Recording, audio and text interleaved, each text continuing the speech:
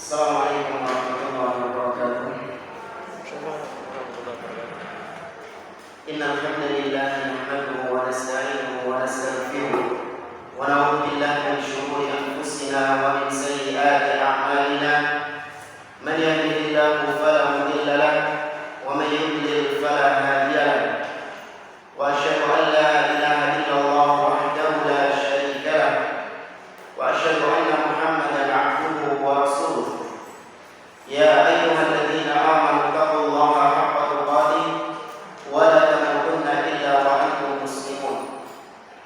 Ya ayyuhan nasu taqu rabbakum alladzi khalaqakum min nafsin wahidah wa khalaqa minha zawjaha wa batha minhuma rijalan katsiran wa nisaa'a wattaqullaha alladzi tasaaluna bihi wal arham innallaha kana 'alaykum raqiba. Ya ayyuhalladzina amanu taqullaha wa qulu qawlan sadida yuslih lakum a'malakum wa yaghfir lakum dhunubakum wa man yuti'illaha wa rasulahu faqad faza fawzan 'azima. Amma ba'd. Fa inna asdaqal hadithi kitabullah wa khairal hadi hadi Muhammadin sallallahu alaihi wasallam wa syarrul umuri muhdatsatuha wa kullu muhdatsatin bid'ah wa kullu bid'atin dhalalah wa kullu dhalalatin finnar. Ma'asyiral muslimin, para hadirin rahimani wa rahimakumullah.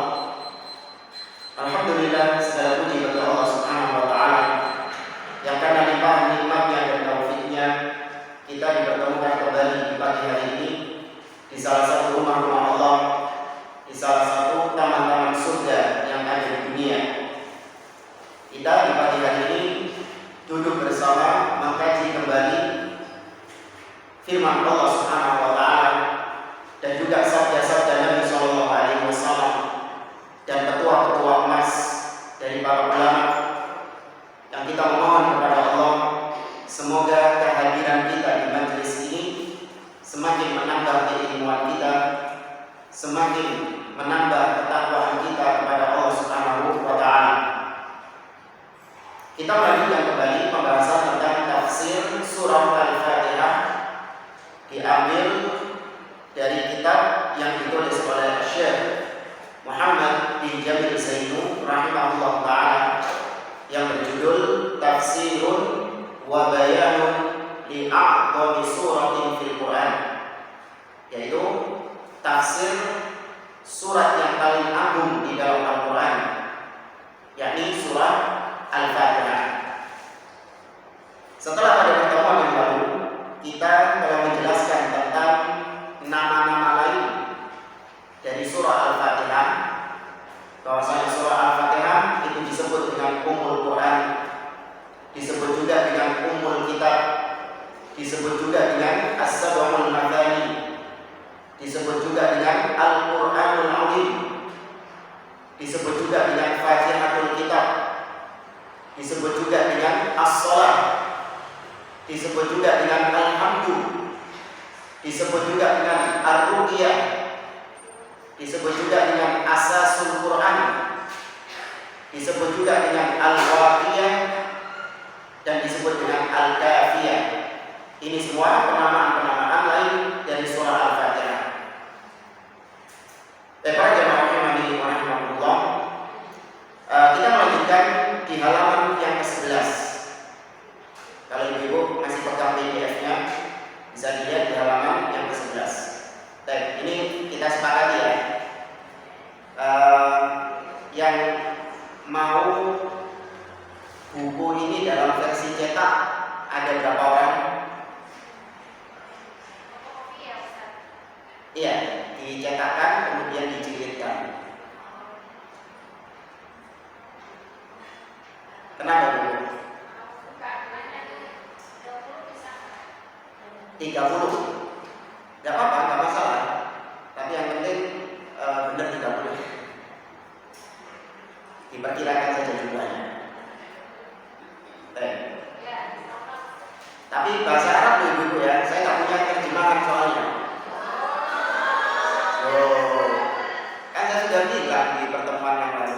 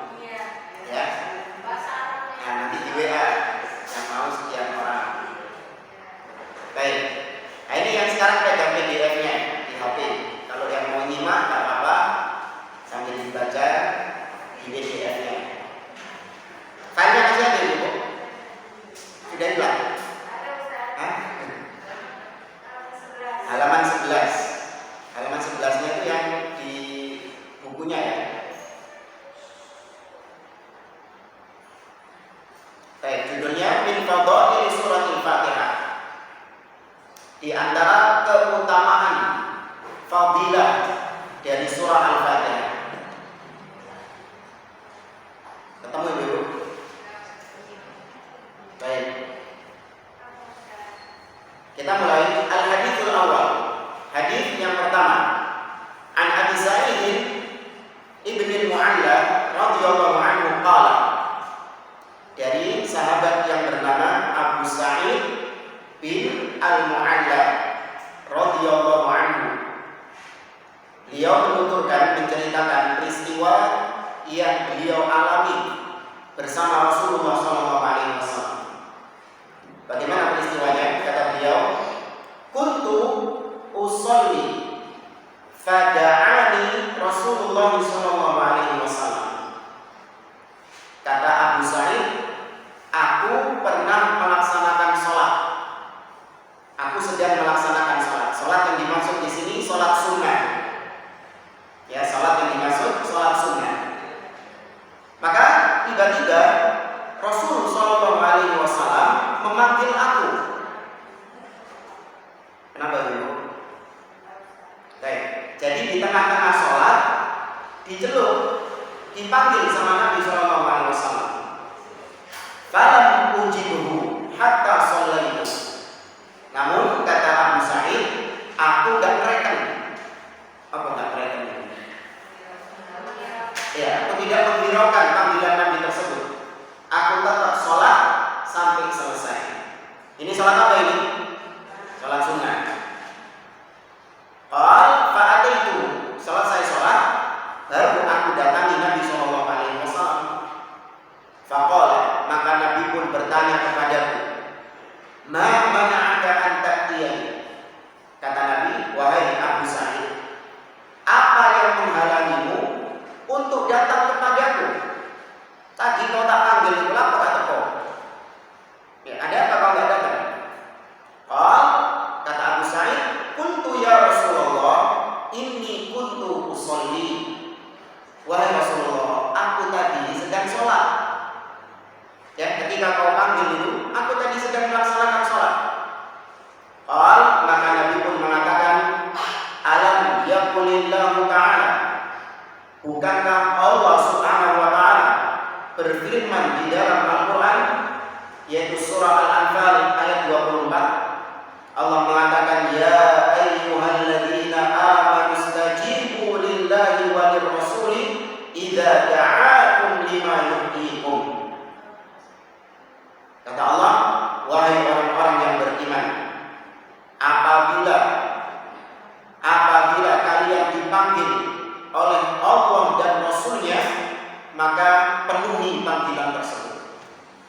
Ini perintah dari Allah. Kalau dipanggil sama Allah, maksudnya diperintahkan sama Allah, wajib untuk dipenuhi perintahnya. Nah, demikian juga ketika Nabi SAW memanggil, maka wajib untuk dipenuhi panggilannya.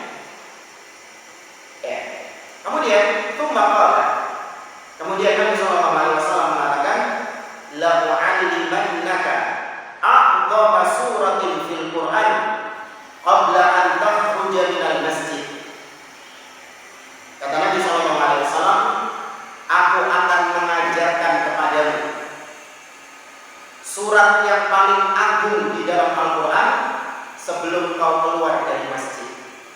Jadi dijanjikan sama Nabi, engkau nek sak durunge metu masjid, kau akan aku ajarkan sebuah surat yang agung di dalam Al-Quran, teragung di dalam Al-Quran. Fa'akhadha biyadi.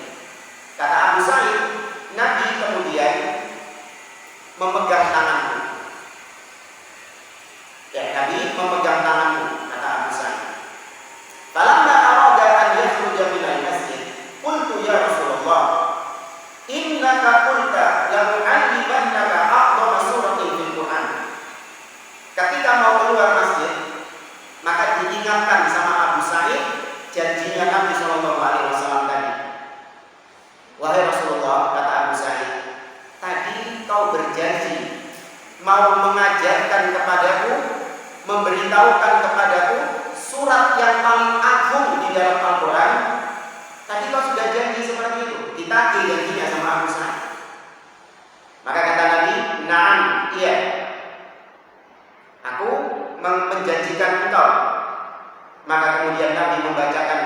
surah Al-Fatihah, Alhamdulillahirabbil alamin. Ya, surah Al-Fatihah yang dibaca sama Nabi sallallahu alaihi wasallam. Kemudian Nabi mengatakan, "Hiyas sab'ul mathani wal Qur'anul 'azim alladzi utitu." Al-Fatihah adalah as-sab'ul mathani, 7 ayat yang diulang-ulang. Ini penamaan lain dari Al-Qur'an. Kemudian Al-Fatihah itu adalah Al-Qur'anul 'azim, surat Al-Qur'an yang paling agung, bahkan dia inti daripada Al-Qur'an. Alladzi utituhu, yang mana aku diberikan surat ini oleh Allah Subhanahu wa taala. Aku diturunkan surat ini oleh Allah Subhanahu wa taala. Hadis sahih diriwayatkan oleh Imam Bukhari dan yang lain. Baik. Paham ceritanya dulu? Benar. Bisa dipahami ya ceritanya tadi, ya, kisahnya tadi. Ya.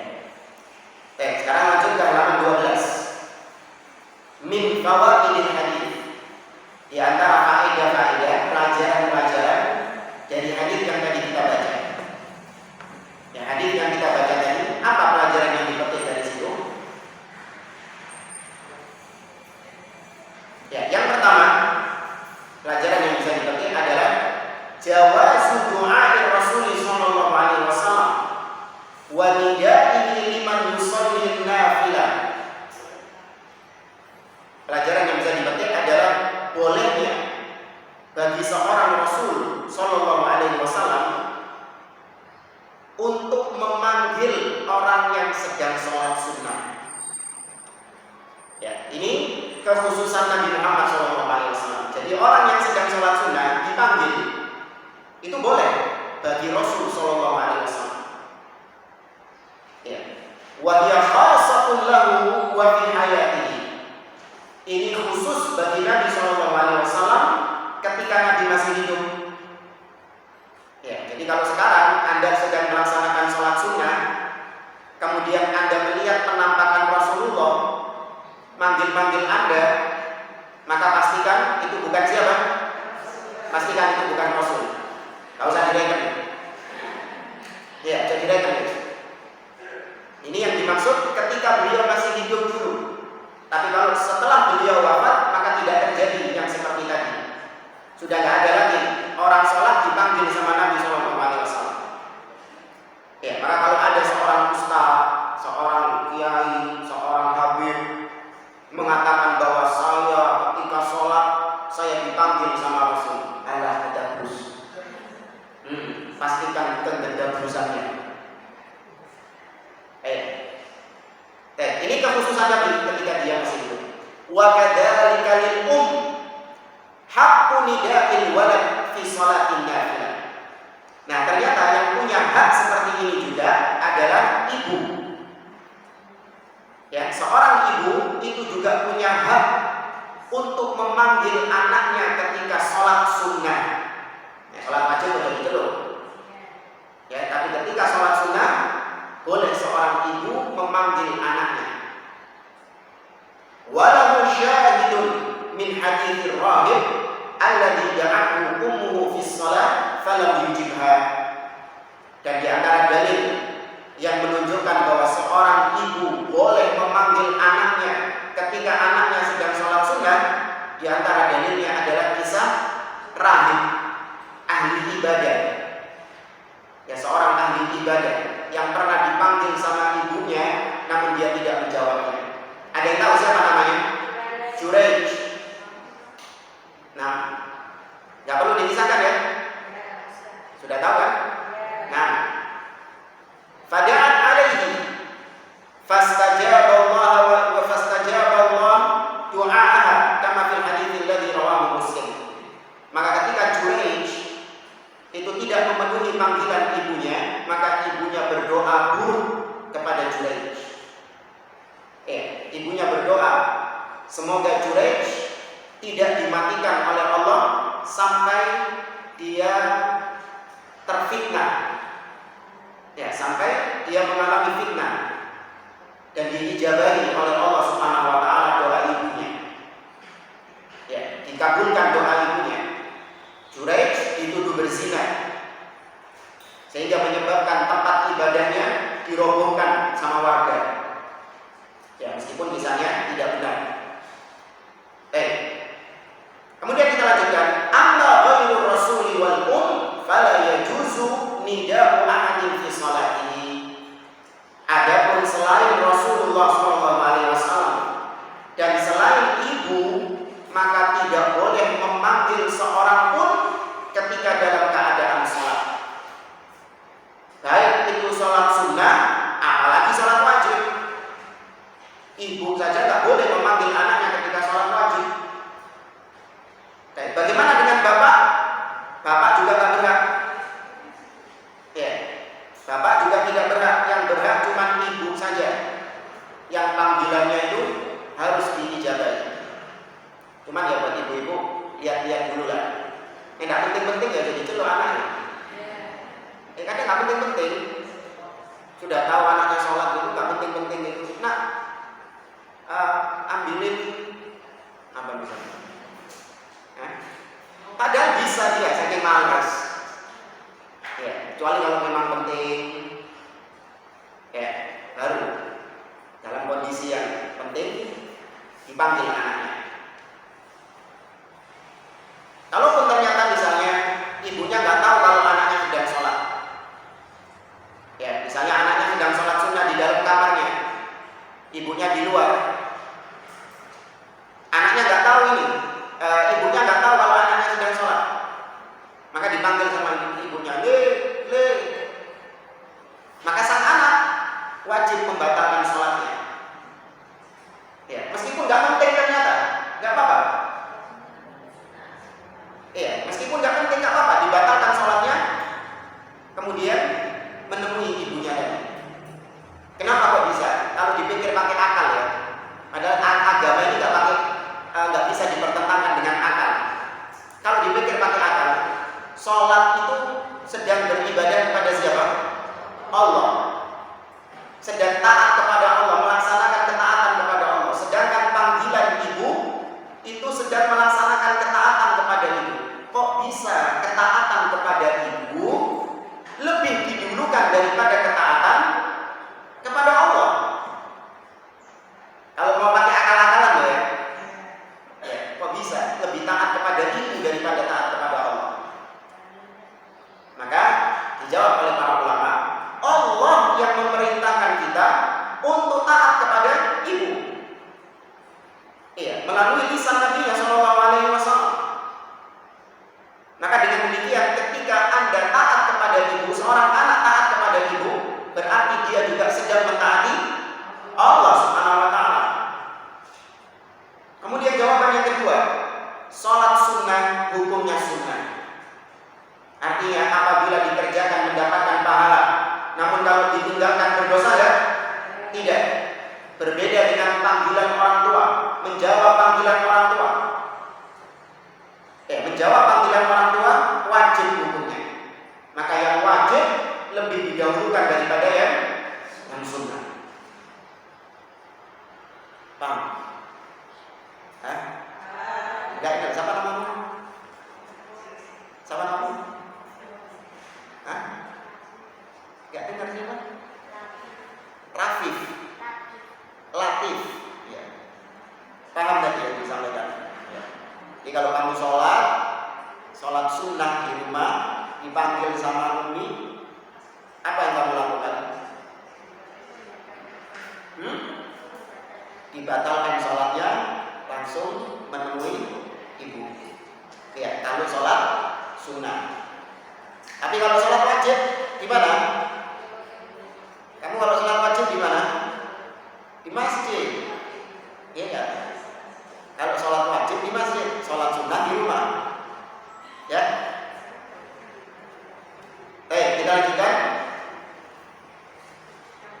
Kata beliau, wala yajibu 'alal musalli ijabatun nida'i fi salatihi illa idza kana lil inqadhi insanin min khatarin muhaqqaq aw li daruratin.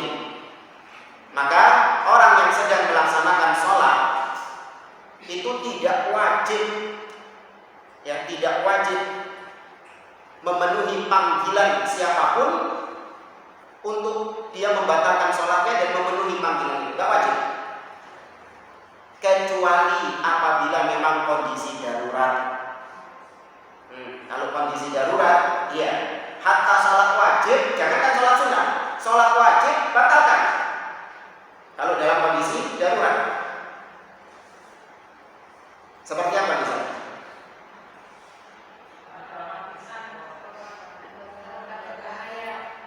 Iya, seperti misalnya kondisi di mana ketika orang tua memanggil-manggil Anda karena kondisi darurat. Oh iya, misalnya orang tuanya lagi sakit. Ya, orang tuanya lagi sakit. Nah, kebetulan dia drop, kondisinya drop. Anda sedang melaksanakan sholat, dipanggil-panggil sama dia, minta tolong ambilkan minum atau kesedek itu. Ya intinya kondisi darurat lah. Anda juga gak pernah ngalami gitu ya, alhamdulillah. Ya intinya kondisi darurat boleh untuk Anda membatalkan sholat meskipun itu sholat wajib. Baik, itu pelajaran yang pertama dari hadis tadi. Pelajaran yang kedua, wujubu talbiyati nidai Rasul liqaulillahi ta'ala. Ini lanjutan dari penjelasan yang pertama tadi. Wajibnya memenuhi panggilan Rasul. Kalau tadi bolehnya Rasul untuk memanggil orang yang sholat, itu poin yang pertama. Nah, poin yang kedua, wajibnya menjawab panggilan Rasul ketika dipanggil. Ini berdasarkan firman Allah tadi, surah Al-Anfal ayat 24. Ya ayyuhalladzina amanu istajibu lillahi walir rasuli idza da'akum lima yuhyikum. Wahai orang-orang yang beriman, apabila Allah dan Rasulnya memanggil kalian, maka penuhi panggilannya.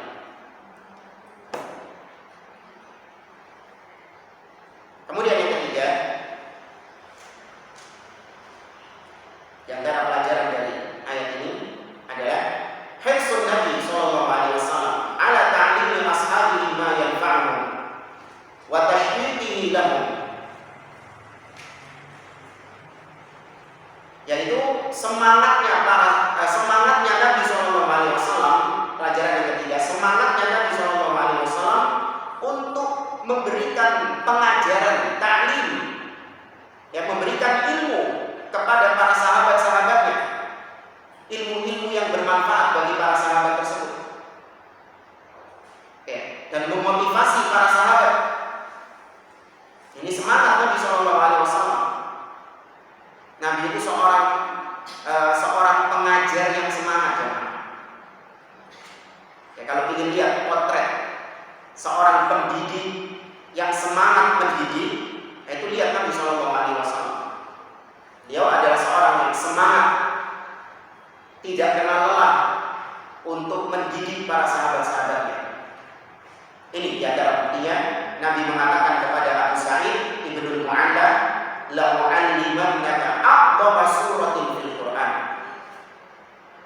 Sungguh aku akan mengajarkan kepadamu surat yang paling agung di dalam Al-Qur'an. Aku akan mengajarkan. Jadi Nabi mendidik di sini.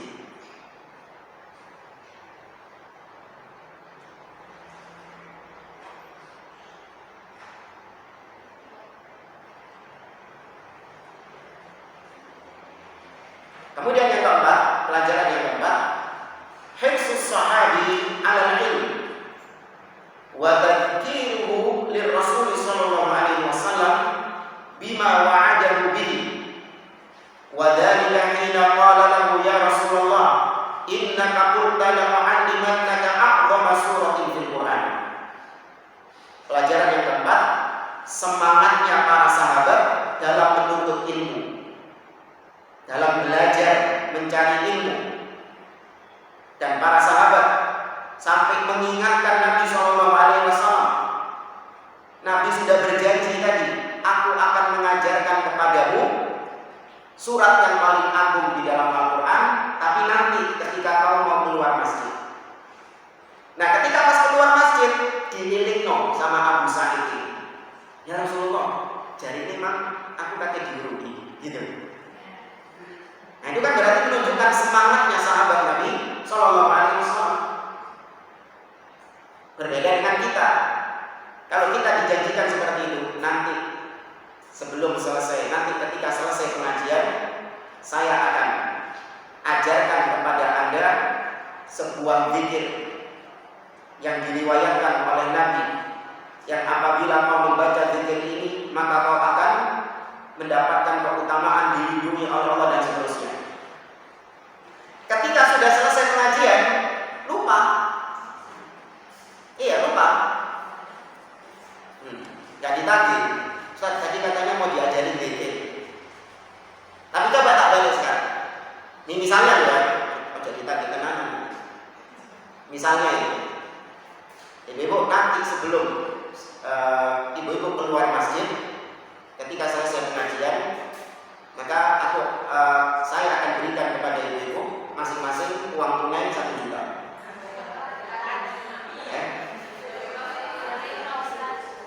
Ilegal.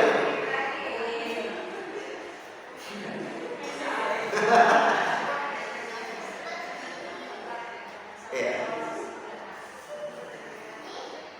Insya Allah ditagih. Beneran ditagih.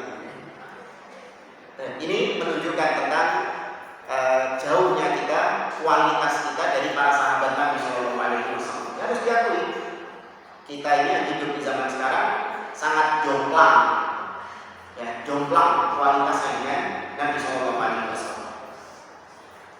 Pelajaran yang kelima, kata beliau, istijabatul Rasul Shallallahu Alaihi Wasallam litadhkiri sahabi wa wafa'uhu bima wa'adahu wa 'allamahu alhamdulillahi rabbil alamin. Lah Nabi Shallallahu Alaihi Wasallam ketika diingatkan oleh sahabat tadi, maka Nabi Shallallahu Alaihi Wasallam menepati janjinya dan mengajarkan beneran kepada Abu Sa'id itu, yaitu diajarkan alhamdulillahirabbil alamin, surat yang paling agung di dalam Al-Quran.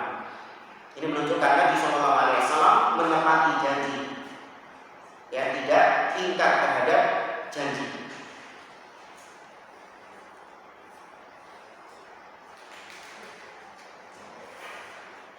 Nah, kemudian pelajaran yang keenam, kata beliau, fil hadithi dalilun ala anna al-Fatihata a'dhamu suratin fil Qur'an wa hiya as-sab'ul mathani wal Qur'anul 'azim.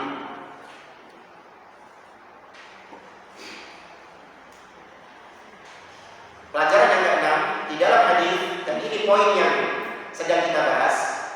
Hadis tadi itu adalah dalil yang menunjukkan bahwa surah Al-Fatihah adalah surat yang paling agung di dalam Al-Quran. Ini poin pembahasan kita ini, Pak.